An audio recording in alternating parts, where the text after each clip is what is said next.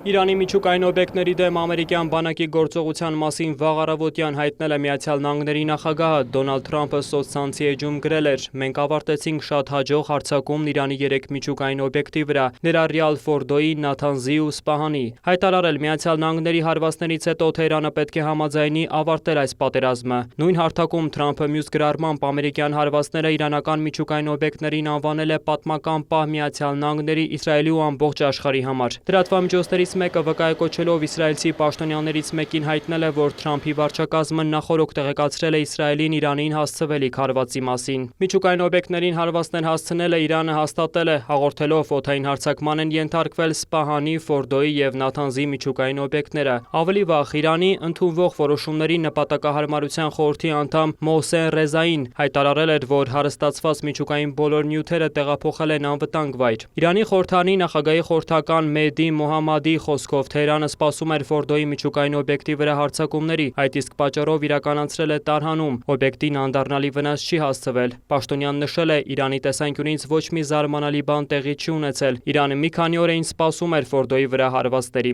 Իսլամական Հանրապետության ատոմային էներգիայի կազմակերպությունն էլ վերահաստատել է, մտադիր չեն կասեցնել միջուկային արդյունաբերության զարգացումը և ակնկալում են, որ միջազգային հանրությունը կդատապարտի այդ հարվածները։ Հայտարարել. «Մենք ակնկալում ենք, որ միջազգային հանրությունը կդատապարտի ջունգլիների կանոնների վրա հիմնված անօրինականությունը և կաջակցի Իրանին իր օրինական իրավունքների իրացման հարցում»։ Չի ուշացել նաև Թրամփի արձագանքը։ Միացյալ Նահանգների նախագահը Իրանին սպառնացել է շատ ավելի մեծ ողբերգությամբ, եթե Թեհրանը չհամաձայնի խաղաղ գործարք կնքել, կամ խաղաղություն կլինի, կամ Իրանին կպատուհասի շատ ավելի լուրջ ողբերգություն, քան այն, ինչին մենք ականատես եղանք վերջին 8 օրվա ընթացքում։ Հիշեք, դեռ շատ թիրախներ են մնացել, հայտարարել է նախագահը։ Տեսաուղերձով հանդես է եկել նաև Իսրայելի վարչապետը Բենյամին Նեթանյահուի խոսքով Իրանի միջուկային օբյեկտները ոչնչացնելու իր խոստումը կատարված է։ Մանրամասնել է, գործողության ավարտից անմիջապես հետո նախագահ Թրամփը զանգահարել է իրեն։ Դա շատ ջերմ, շատ հուզիչ զրույց էր։ Նախագահ Թրամփն ազատ աշխարհի ուժեղ առաջնորդ է, նա Իսրայելի մեծ բարեկամն է, մի ընկեր, որի նմանը չկա։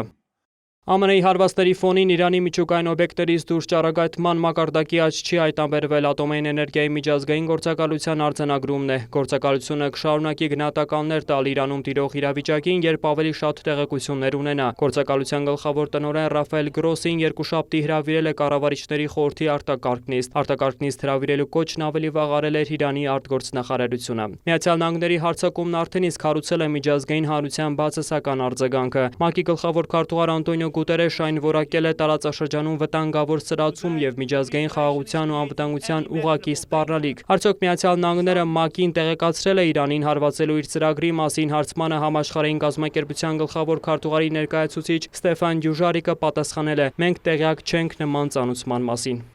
Ըստ իրանական Մեհր գործակալության ամերիկյան հարվածներին զուգահեռ Թեհրան Իսրայելի դեմ առաջին անգամ կիրառել է իր նոր Խեյբար տեսակի հրթիռներ։ Ցահալը հայտնել է, որ երկրի ռազմաօդային ուժերը սկսել են հարվածներ հասցնել Իրանի արևմուտքում գտնվող ռազմական թիրախներին։ Իրանի արտգործնախարարի գնահատականով միջուկային օբյեկտերի վրա հարձակումը կունենա հեռուն գնացող հետևանքներ, և Իրանը իրավունք է վերապահում պաշտպանել իր շահերը ինքնապաշտպանության միջոցով։ Առաղջին նշել է, Ամերիկայի Միացյալ Նահանգները լինելով ՄԱԿ-ի անվտանգության խորհրդի մշտական անդամ լրջորեն խախտել է ՄԱԿ-ի կանոնադրությունը, միջազգային իրավունքը և միջուկային զենքի չտարածման մասին համաձայնագիրը, հարձակվելով Իրանի խաղաղ միջուկային օբյեկտների վրա։ Տեղի ունեցած իրադարձությունները վրդովեցուցիչ են և կունենան հեռուն գնացող հետևանքներ։ ՄԱԿ-ի համապատասխան կանոնադրության և դրա դրույթների համաձայն, որոնք թույլ են տալիս ինքնապաշտպանության նպատակով օրինական արձագանք, Իրանը վերապահում է իրեն բոլոր հնարավորությունները իր ինքնիշխանությունը, շահերը և ժողովրդին պաշտպանելու համար, գրել է Իրանի արտգործնախարարը։